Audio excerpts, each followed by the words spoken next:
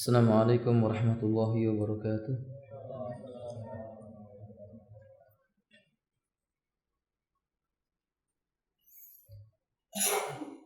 Innal hamdalillah nahmaduhu wa nasta'inuhu wa nastaghfiruhu wa nastahdi wa natubu ilaihi wa na'udzu billahi min shururi anfusina wa min sayyiati a'malina.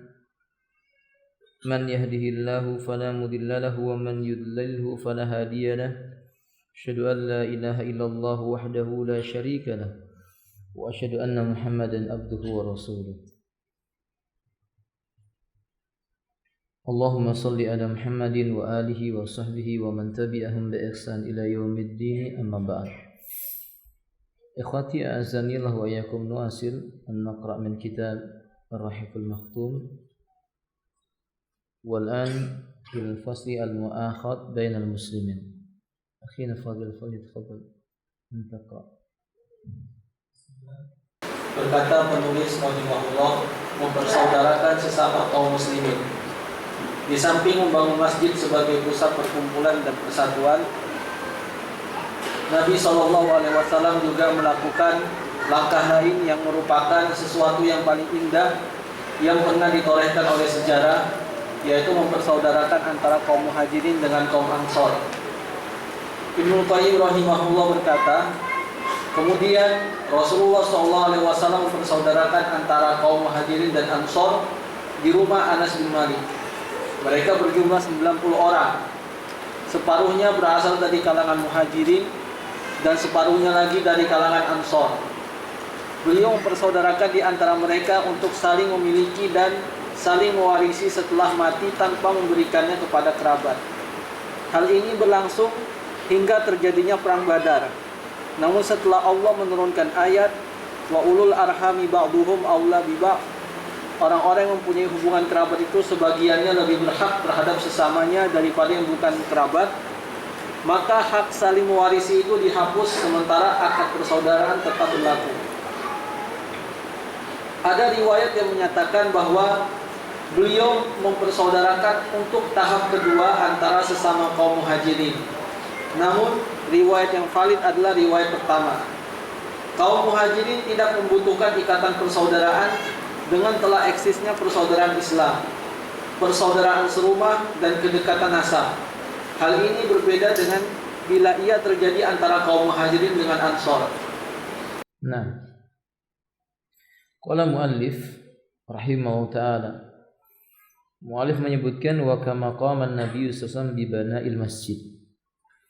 Sebagaimana kita telah mengetahui yang dilakukan oleh Nabi sallallahu alaihi wasallam ketika sampai di Madinah, beliau membangun masjid.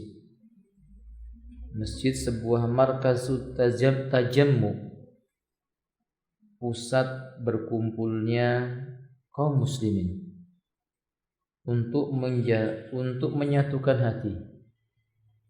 Wa markazut ta'alluf, pusat di mana kaum muslimin untuk saling mengenal dan melembutkan hati mereka.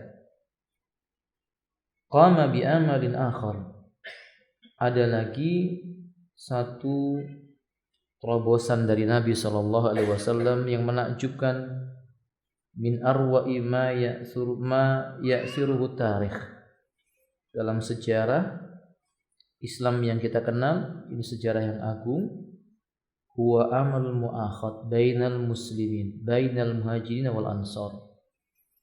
Rasulullah sallallahu alaihi wasallam melakukan mempersaudarakan antara orang muhajirin dan ansar. Kita katakan wala syakka wala raiba annal muslimina ba'duhum ala ba'din, yakni orang-orang muslim sebagian atau sebagian yang lainnya, mereka ini memang bersaudara karena Allah mengatakan innamal mu'minuna ikhwatun wa qala an-nabiy sallallahu alaihi wasallam al-muslimu akhul muslim.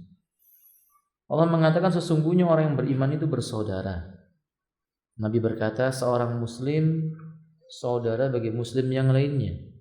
Umar bin Khattab mengatakan yakni ribatul ukhuwah bisababil aqidah ikatan-ikatan persaudaraan karena sebab akidah, yaitu karena sebab Islam, aqwa min ribatil ukhuwati bisababi rahimiyah, dibandingkan dengan ikatan ukhuwah karena sebab rahim. Ini sudah menjadi sunnatullah. Tapi Nabi ingin orang Ansor dan orang Muhajirin ini mengetahui bahwa ini bukan sekedar ungkapan persaudaraan, betul-betul bersaudara. Ibnu Qayyim menyebutkan, "Tsumma akha Rasulullah sallallahu alaihi wasallam bainal muhajirin wal ansar fi dari Anas bin Malik." Kemudian langkah yang dilakukan oleh Nabi adalah mempersaudarakan antara orang-orang Muhajirin dan orang-orang Ansar. Ini terjadi di rumahnya Anas bin Malik, dan saat itu usia beliau masih kecil. Wa kanu tis'in rijalan wa kanu tis'ina rajulan, jumlahnya kurang lebih 90 orang. Kata beliau, nisfuhum minal muhajirin wa nisfuhum minal ansar. Separuhnya muhajirin, separuhnya orang ansar. Apa cuma segitu sahabat Nabi? Tidak, banyak. Tapi ini sahabat yang dipilih oleh Rasulullah sallallahu alaihi wasallam. Akha bainahum 'alal muwasah wa yatawarasuna ba'dal mauti duna dawil arham. Saking kokohnya ikatan persaudaraan ini sampai-sampai mereka saling mewarisi, padahal mereka bukan satu rahim. Jadi sahabat yang dipersaudarakan ini, jika salah satu mereka meninggal dunia, maka harta dari si mayit tadi diwariskan. Atau saudaranya yang dipersaudarakan oleh Nabi tadi itu bukan karena sebab rahim, punya hak untuk dapat warisan. Dan itu berlangsung lama. Ila hina waqati Badr, sampai kurang lebih masa menjelang terjadinya perang Badar. Turun firman Allah Subhanahu wa taala, wa ulul arham, sesungguhnya orang yang paling dekat persaudaraan rahimnya, ba'duhum aula bi ba'din, mereka lebih berhak untuk mendapatkan warisan, lebih berhak atas sebagian yang lainnya. Raddat tawaris, sejak saat itu tidak lagi saling mewarisi, karena memang tidak ada nas yang membolehkan lagi bagi mereka saling mewarisi.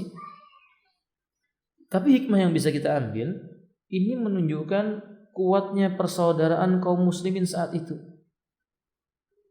Sangat amat kokoh.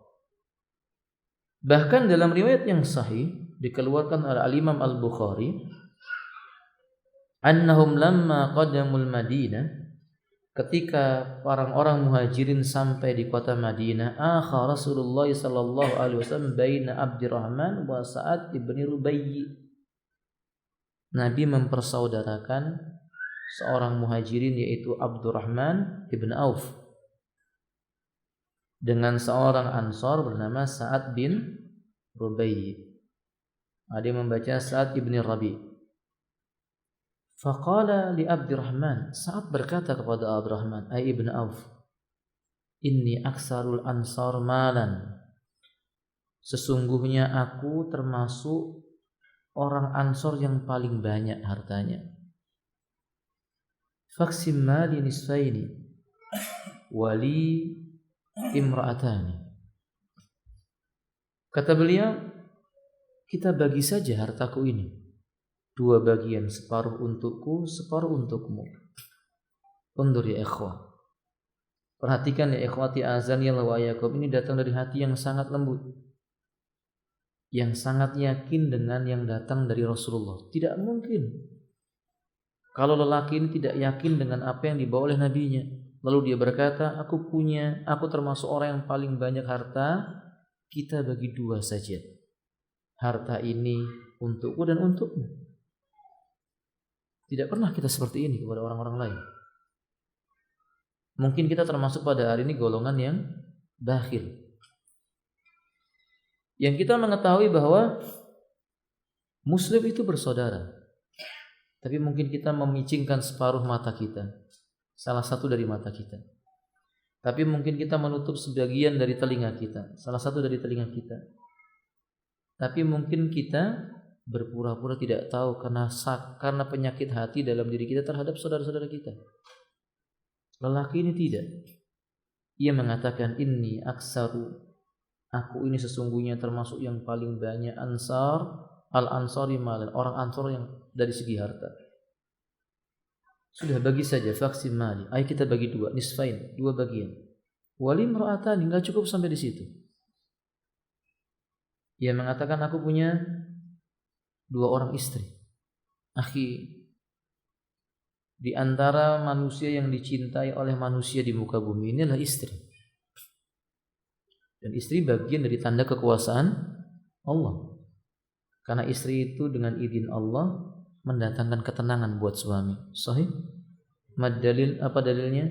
Wa min ayatihi an khalaqalakum min anfusikum azwaja litaskunu ilaiha. Di antara tanda kekuasaan Allah, Allah jadikan dari diri kalian sendiri pasangan hidup kalian supaya kalian merasa sakinah terhadapnya.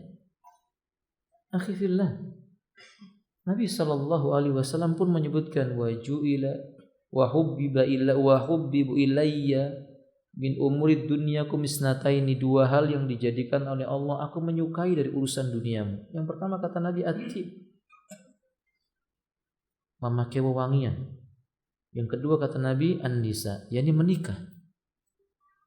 Dan Nabi mengatakan wa ujawwijun nisa, aku menikahi wanita. Man raghiba an sunnati falaysa minni, barang siapa membenci sunnahku maka dia bukan golonganku. Tidak ada sesuatu yang membuat hati seorang lelaki yang tadinya seperti salju kemudian dia bisa mendidih dan membara dibandingkan dengan sebab seorang wanita. Tapi laki-laki ini berkata kepada saudaranya yang baru saja dia kenal, dikenalkan oleh Rasulullah dengan sebab ikatan akidah. Ia tiba-tiba berkata, wali imra'atani, aku punya 2 orang istri. Fandur a'jabuhuma ilaika fasammiha li. Kata beliau, lihat, silahkan kamu lihat 2 orang istriku ini, mana salah satu dari keduanya, sebutkan saja kepadaku yang engkau merasa takjub kepadanya. Kata beliau, utallikuha, saya akan talak dia, saya akan ceraikan istri saya. Faidan qad iddatuha, kalau nanti masa iddahnya habis, maka kata beliau, engkau silahkan menikahinya, engkau nikahi dia. Ya ikhwati a'azanillah wa iyyakum, ini tidak mungkin muncul kecuali dari hati yang dipenuhi dengan keimanan. Marilah kita berkaca kepada diri kita. Ia bukan hanya mengorbankan hartanya, tapi dia rela membelah buah hatinya, dia membelah bagian dari jiwanya untuk saudaranya.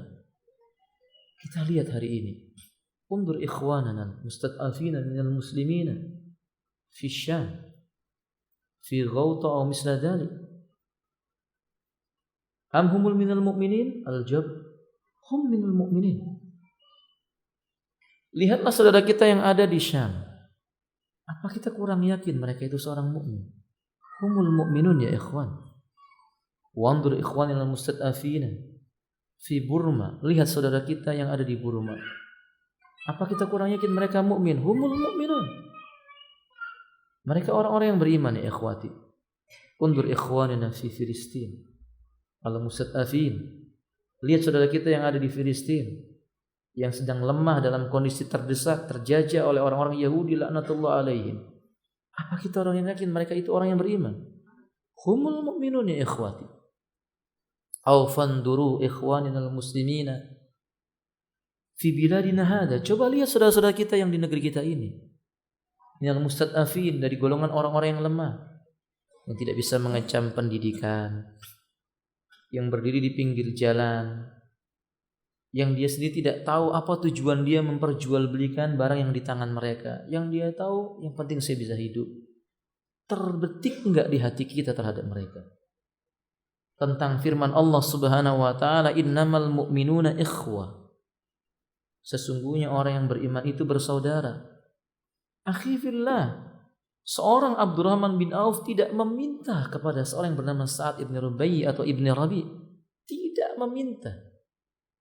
Sama sekali tidak meminta. Tapi Sa'ad mengatakan, fa inni aksarul ansari malan. Aku termasuk orang Ansar yang paling banyak harta. Kata beliau, vaksin nisfaini, silakan kita bagi 2 saja. Dia tidak meminta, diberikan olehnya. Tapi kita jumpai, kita bakhil. Kita naik mobil, seorang anak muslim mengetuk pintu, lalu menjual makanan. Pak, cicipi, ini murah, enak. Apa kita jawab? Tidak dulu, nak. Seandainya tidak, apa rasa berat hati kita mengeluarkan sebagian daripada harta kita? Hadiyatun laka ya bunai. Nak, ini hadiah buat Anda. Hadiyatun laka ya bunai. Pernah kita seperti ini? Yang kita membagi bagian hati kita buat mereka seorang muslim. Ikhwati azanillah wa iyyakum. Atau kita termasuk orang yang bakhil. Ketika kita membeli makanannya, berapa harganya? 10.000, kita beri uang 20.000 lalu berkata, mana kembaliannya? Betapa bakhilnya kita ya ikhwan. Betapa bakhilnya kondisi kita pada hari ini saudara kaum muslimin. Kita tahu di berbagai media bagaimana jeritan kaum muslimin, anak-anak yang ada di Ghouta, anak-anak yang ada di Syam. Kita tahu tentang jeritan anak-anak muslim yang ada di Suriah, yang ada di Burma, yang ada di Filistin. Tapi kita nggak pernah punya perasaan mampu bangun di malam hari lalu berkata, ya Rabb, inni dhalamtu nafsi. Wahai Rabb, aku telah zalim terhadap diriku. Ini anggota tubuhku yang Nabi SAW menyebutkan al-muslim akhul muslim. Al-muslimu alal muslim yasuddu ba'dhum ba'dha. Wa fi riwayah al-muslimu alal muslim kal jasadil masalul muslim alal muslim kal jasadil wahid. Permisalan orang muslim dengan muslim yang lainnya seperti satu anggota tubuh. Pernah enggak kita merasa ini tangan kita yang putus dari tubuh kita? Ini kaki kita yang terpotong dari anggota tubuh kita? Lakinna yatadahhak, akan tetapi sebagian kita tertawa terbahak-bahak. Wala yad'ullaha ta'ala rabbi dhalamtu nafsi unsur ikhwanana mutas'al mustafina fi baladin kada fi qaryatin kada. Kita enggak pernah ucapkan ini. Ya wajar kalau sekarang kita ikhwan billah, sebuah kejayaan yang dijanjikan Allah bagi kita cuma mimpi. Kita cuma membaca sejarah seperti ini, cuma sekedar dibaca. Enggak mengambil istifadah. Kenapa Nabi SAW mempersaudarakan antara muhajirin dan ansar? Supaya muhajirin tahu ini tubuh mereka. Supaya ansar tahu ini anggota tubuh mereka. Supaya mereka tahu Islam mempersatukan mereka. Allah menamakan mereka dengan nama yang sama, al-muslimun. Tidak peduli itu orang ansar, tidak peduli itu orang muhajirin, punya kebiasaan yang berbeda. Ketika mereka telah dipersaudarakan dengan nama muslim, mereka al-muslimun, mereka satu tubuh.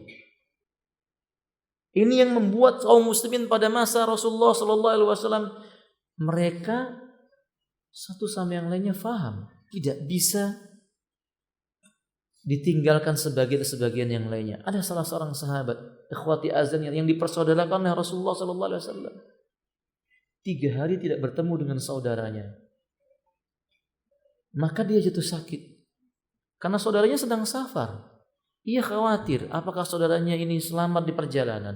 Apakah saudaranya ini sudah makan di perjalanan. Padahal bukan saudara kandungnya. Maka lelaki ini gemetar tubuhnya. Sampai Umar mengatakan, "Famada bika, ada apa denganmu?" Ia mengatakan, "Akhsha ala fulan ibn fulan an asabahu syai'a ma asma'u min khabari." Aku lama enggak mendengar saudaraku ini. Aku khawatir saudaraku ini tertimpa musibah. Aku khawatir. Akhi, sekarang saudara kita ditimpa musibah. Mana kekhawatiran kita? Mana doa kita untuk mereka kepada Allah Subhanahu wa taala? Apa yang sudah kita punya untuk mereka? Cuman sekedar mengatakan mereka saudara kita? Zalim. Saat menyebutkan, aku punya 2 orang istri. Kamu lihat mana yang menakjubkan? Akhi, seandainya mereka ada di sisi kita, mampu enggak kita berkata, akhi, Aku punya sekian harta, silahkan kau ambil sebagiannya. Mungkin tidak. Hakada ya ikhwati azanillahu wa iyyakum. Lalu beliau menyebutkan, tapi inilah Abdurrahman. Jiwa seorang mukmin itu seperti ini. Bukan hatinya bukan kana qalbu laysa fir radilah. Hati mereka bukan hati yang berada pada kehinaan atau menghinakan diri. Laisa kadzalika ya ikhwati. Dia hanya mengucapkan kalimat-kalimat doa kepada kebaikan saudaranya. Barakallahu lak. Semoga Allah memberkahi untukmu fi ahlik wa malik, dan apa yang ada pada keluargamu serta hartamu. Ia hanya berkata, wa aina suqukum? Pasar yang kalian biasa berdagang di mana tempatnya? Hada ya ikhwah. Qalbun qawiyun, hati yang kuat. Bukan mental yang meminta-minta. Bukan mental yang menyandarkan urusannya kepada saudaranya. Tapi ini kisah menakjubkan dipersaudarakan. Sebagian yang. Kemudian kata Imam Ibnu Qayyim rahimahullah, dun aqdil ukhuwah. Sejak saat itu warisan tidak dibagi hanya karena sebab dipersaudarakan, wajib dengan saudara rahim atau yang diatur dalam syariat. Wa qad qila innahu akha bainal muhajirin ba'du ma ba'din mu'aqatan saniyah. Ada yang mengatakan, sebagian ahli sejarah mengatakan, Nabi ada yang mempersaudarakan muhajirin dengan muhajirin sebagai persaudaraan yang kedua, tapi yang benar yang pertama. Kisah tentang persaudaraan ini bukan antara muhajir dengan muhajirin, tapi antara muhajirin dengan ansar. Wal muhajiruna kana mustaghnina bi ukhuwatil islami wa ukhuwatid dar. Karena sesama muhajirin jelas mereka telah cukup dengan persaudaraan Islam dan mereka itu sudah berasal dari satu negeri. Lebih-lebih mereka saling mendekati nasab-nasabnya. Ada hikmah yang bisa kita ambil. Kenapa Nabi SAW menjadikan persaudaraan setelah persaudaraan ini persaudaraan yang Nabi jadikan persaudaraan yang kita kenal itu saudara angkat. Di antara hikmahnya ikhwati azanillahu wa iyyakum, muhajirin dan ansar punya banyak karakter yang berbeda.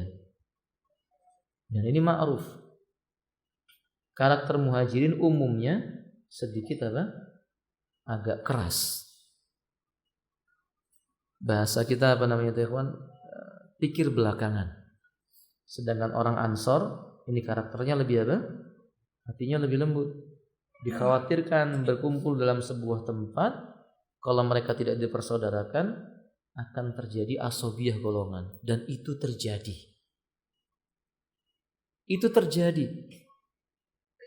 Ketika orang-orang muhajirin berkata sebagiannya, ya ma'sal muhajirun, hai orang muhajirin, hada makanukum, di sini tempat kalian. Ansor berteriak, ya ansor, ta'ala sini. Hahuna makanukum, di sini tempat kalian. Nabi murka. Dan ini terjadi. Dan ini perlu diketahui ya khafillah, ini jalannya syaitan. Syaitan tidak pernah berputus asa untuk membuat orang muslim sebagian atau sebagiannya saling bermusuhan. Setan berputus asa untuk disembah oleh manusia. Gak mungkin seorang muslim menyembah syaitan karena mereka faham tauhid. Tapi mereka tidak berputus asa membuat manusia berselisih. Akhi, seandainya suami istri faham tentang firman Allah innamal mu'minuna ikhwah, gak akan mudah seorang suami berkata kepada istrinya, anti tallik, kamu saya ceraikan. Enggak, kamu sudah dicerai. Enggak akan ada antum jumpai suami yang memukul istrinya atau sebaliknya, karena mereka bersaudara. Tapi setan gak putus asa sampai benar-benar suami berkata kepada istrinya, talaqtuki, sudah ku cerai kamu. Terhadap saudara yang, kalau seandainya seorang muslim tahu muslim itu saudara bagi yang lainnya, tidak mungkin berpaling wajah ketika melihat saudaranya. Maka ikhwati azanillahu wa iyyakum, Nabi mempersaudarakan muhajirin dengan ansor supaya mencegah terjadinya hal itu. Dari sini termasuk kaidah apa? Kaidah yang dibangun dalam Islam, darul mafasid Qaidah syaddud dari'ah, mencegah terjadinya sebuah apa? Kerusakan. Faedah yang kedua ya ikhwati, a'azanillah wa iyyakum, agar tidak tumbuh kesenjangan antara muhajirin dengan ansor. Kenapa begitu? Karena orang muhajirin datang ke negeri Madinah itu hampir 99,9% yang nggak punya apa-apa semua. Sangat amat apa? Miskin. Karena hartanya ditinggalkan semua. Termasuk Abdurrahman bin Auf, kisah hijrah beliau. Hanya membawa satu tas berisi beberapa dinar dan pakaian, dihalangi sama orang-orang Quraisy, suruh meninggalkan bekalnya, bahkan suruh menanggalkan pakaiannya. Tapi Abdurrahman meminta agar pakaiannya tidak dia tanggalkan. Maka dia cuma pergi menuju ke kota Yatsrib dengan pakaiannya tok dan beberapa potong roti. Nah, fakir semuanya. Kalau ini datang ke negeri Ansor dalam kondisi miskin, dalam kondisi fakir, lalu melihat orang-orang Ansor dalam keadaan kaya, akhi, ingat Nabi kita pernah berkata, dunia itu fitnah. Dan Nabi pernah mengatakan fattaqud dunya, takutlah kamu dengan fitnah. Nabi khawatir ini akan ada pintu setan terbuka, maka Nabi tutup, persaudarakan. Kalau mereka sudah bersaudara, ya kan, mau saudaranya kaya, mau saudaranya miskin, dia tidak akan jadi masalah. Bahkan yang kaya seperti saat Ibnu Rabi tadi itu, dia memberikan kepada saudaranya bernama Abdurrahman bin Auf. Faedah yang ketiga ya ikhwati azanillah, agar hilang kebiasaan bangga terhadap apa? Nasab dan suku. Apa bahasa kita ikhwan billah tadi itu? Asabiyah dan yang semisal daripada itu, fanatik golongan. Agar hilang sikap yang seperti ini. Jangan sampai nanti orang-orang Ansor beranggapan kamu pendatang, saya pemilik negeri. Karena ini bibit-bibit perpecahan. Faedah yang kelima, untuk menunjukkan kepada orang kafir, bukankah di Madinah dan dekat dengan kota Madinah namanya Khaybar. Jarak Khaybar dengan Madinah berapa kilo ya, Pak? Kurang lebih 160 km ya. Khaybar ke Madinah. Di sana dikuasai orang Yahudi. Agar mereka mengerti Islam, kalau seseorang sudah masuk ke dalamnya, sebagian atau sebagian yang lainnya tidak bisa dipisahkan. Wadih? Wallahu a'lam bishawab. Tapi ada hikmah dari hadis Bukhari yang tadi saya sebutkan, sampai Allah menurunkan firman-Nya tentang tidak boleh saling mewarisi. Artinya apa? Ikhwati azanillahu wa iyyakum, tetap dengan batasan syariat. Ya ukhuwah, jangan kebablasan. Enggak ada istilah ukhuwah milikmu milikku. Milikku bukan milikmu, begitu kan? Enggak ada seperti itu. Kalau enggak ada istilah milikmu adalah milikku, milikku, enggak ada. Allah justru mengatakan wala ta'kulu amwalakum bainakum bil batil. Janganlah kamu memakan harta sesama kamu dengan jalan yang batil. Hakada wallahu a'lam. Lanjutkan akhirnya.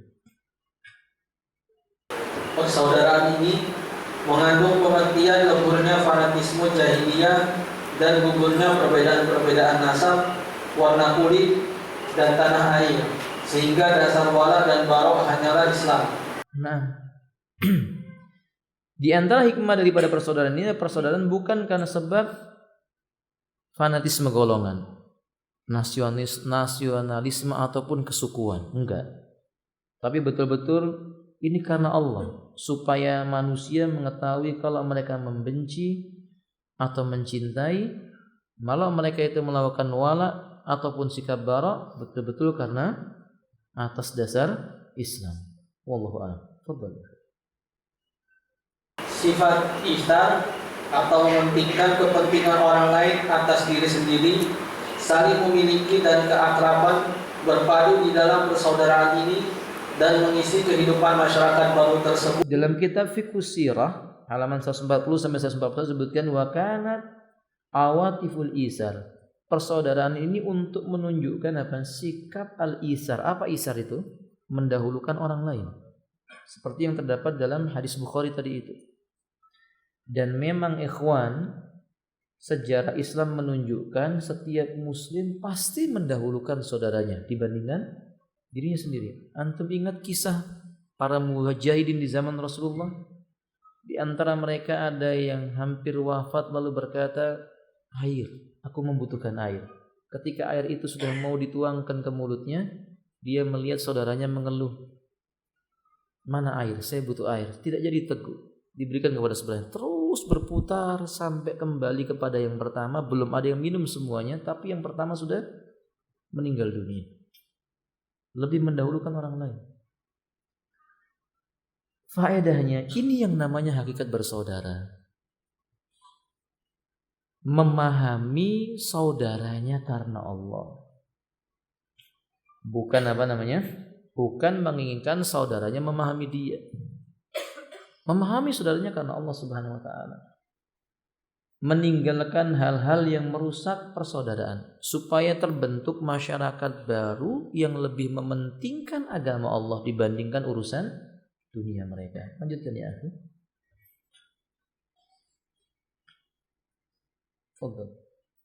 Imam Al-Bukhari meriwayatkan bahwa tatkala kaum muslimin tiba di Madinah, Rasulullah SAW mempersaudarakan antara Abdurrahman bin Auf dan Sa'ad bin Rabi'.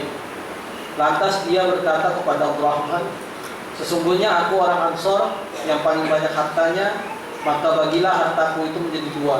Nah, ini hadis yang tadi saya bacakan.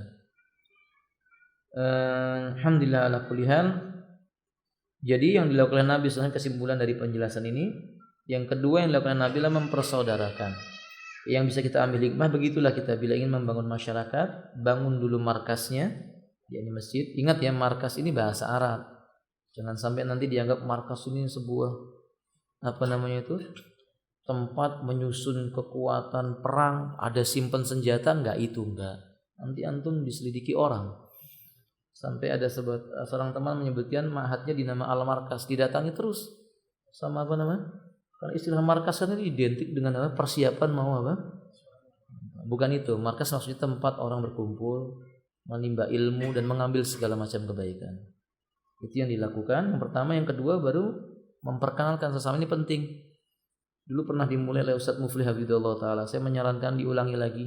Kalau antum setelah selesai pengajian, coba saling berkenalan. Karena saya sering lihat selesai pengajian, khalas bubar, bahkan naik motor bersebelahan ini ya kawan. Selesai motor itu bunyi langsung pergi. Wala salam wala kalam. Malu nanti kita kalau bertemu di hadapan Allah bagaimana? Yang gitu kan berkenalan ya, kita tanya siapa namanya, di mana tempatnya. Nah, semoga bermanfaat. Baik, ini ada soal ya kawan. Ustaz menyimpang dari tema. Baik. Apa hukumnya membaca Al-Quran di depan mayit yang masih ada di rumah duka? Ikhwati a'azaniyallah wa iyyakum, innamal Qur'an lil hayat lil mamat. Al-Quran itu untuk orang yang hidup. Makanya ada ayat yang berbunyi wa nunazzilu minal Qur'ani ma huwa syifa. Kami turunkan Al-Quran itu menjadi obat lima fisudur, bagi penyakit yang tersimpan di hati. Disebut penyakit berarti orangnya belum mati. Kalau orang sudah mati dibacakan Quran gak bisa hidup lagi. Jadi gak tepat. Quran dibacakan untuk mayit. Fa inna khairul huda huda Muhammadin sallallahu alaihi wasallam. Sebaik-baik petunjuklah petunjuknya Nabi Muhammad sallallahu alaihi adalah Nabi kita, orang yang paling cinta dengan Quran. Ketika beliau wafat tidak ada sahabat-sahabat yang membacakan Al-Quran. Justru yang ada, ketika Nabi menjumpai sahabatnya wafat, mendoakan, memohonkan ampunan. Seperti siapa ya ikhwanillah? Siapa ya ikhwan? Salah seorang sahabat yang ketika ditinggal wafat oleh suaminya, yang nantinya wanita ini sahabiah, yang nantinya sahabiah ini menjadi istri bagi Nabi. Siapa? Abu Salamah. Ketika wafat didoakan oleh Nabi, Allahumma ighfir li Abi Salamah warfa' darajatahu fil mahdiin waqlub lahu fi aqibi minal ghab, dan seterusnya. Nabi mendoakan, bukan membacakan Al-Quran. Jadi kalau itu dilakukan kurang tepat. Sebagaimana kebanyakan kaum muslimin saat ini, begitu mayit baru meninggal dan masih di rumah duka, banyak orang membaca surat khusus. Ini pengalaman pribadi ya, akhi. Ketika di Pekanbaru, saya pas membaca, jatah membacanya itu dengan anak-anak surat Yasin. Jadi kita baca biasa dengan anak-anak, lalu pas saat itu baca surat Yasin. Tetangga datang 3 orang, ketuk pintu sambil bawa apa namanya itu? Bakul isi beras. Lalu sambil menangis, Ustaz, innalillahi wa inna ilaihi rajiun. Siapa yang meninggal, Ustaz? Kaget kami. Gak ada yang meninggal, Pak. Gak ada yang meninggal, Ibu. Loh, kok saya dengar lagi baca surat Yasin? Oh, berarti di negeri ini identik. Kalau ada orang baca Yasin, berarti ada yang, maka antum hati-hati kalau baca ya. Ikhwati, ini enggak demikian, enggak. Cuman kebetulan saya membaca, dan ini merupakan bentuk apa namanya? Kesalahan dari umat. Enggak ya ikhwan. Orang mati enggak orang itu yang meninggal dunia tidak ada dalil yang menyebutkan dibacakan Al-Qur'an. Dibacakanlah Quran buat yang hidup. Alangkah aneh, masih hidup enggak pernah dibacakan, hatinya enggak bergetar. Sudah mati baru dibacakan. Apakah kemudian yang mati bisa berkata sekarang saya taubat? Enggak mungkin diterima pula taubatnya. Kalau antum bacakan Quran kemudian dia baru mengatakan saya nyesel sekarang saya tobat, antum yakin dia nggak jadi mati gitu ya? Ala kulli hal itu kesalahan yang harus diluruskan. Wallahu a'lam bishawab. Baik, sudah masuk waktu. Ada pertanyaan lagi? Fadhal.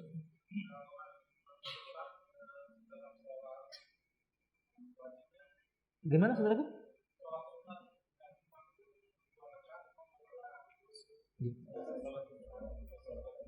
Coba diulang. Oh, selesai salat Jumat, salatnya 2 rakaat atau 4 rakaat, dua-duanya boleh. Abdullah ibnu Umar pernah melihat Rasulullah SAW mengerjakan salat sunnah ba'diyah Jumat 4 rakaat. Aisyah radhiyallahu taala anha melihat Rasulullah menunaikan salat ba'diyah Jumat di rumah Aisyah 2 rakaat. Jadi kadang kita 2 rakaat, kadang 4 rakaat. Sebagian para ulama seperti Syekh Abdul Salam Barjas menyebutkan 4 rakaat itu dilakukan ketika Nabi ada di masjid. Buktinya ketika di rumah Aisyah berapa? 2 rakaat. Sedangkan penulis kitab Bulughul Maram, yaitu Imam Ibnu Ajil Aswani berpendapat 4 maupun 2 itu pilihan. Gak masalah di masjid maupun di rumah. Yang penting kalau 4 rakaat, 2 rakaat salam, 2 rakaat salam. Tidak boleh langsung 4 rakaat. Nanti fitnah. Orang menyangka antum sholat apa? Zuhur. Paham? Nah, Allahu a'lam bishawab. Ya, saya rasa cukup ikhwan ya. Semoga bermanfaat. Wa akhiru da'wana alhamdulillahirabbil alamin. Subhanakallahumma bihamdika asyhadu an la ilaha illa anta astaghfiruka wa atubu ilaik. Assalamualaikum warahmatullahi wabarakatuh.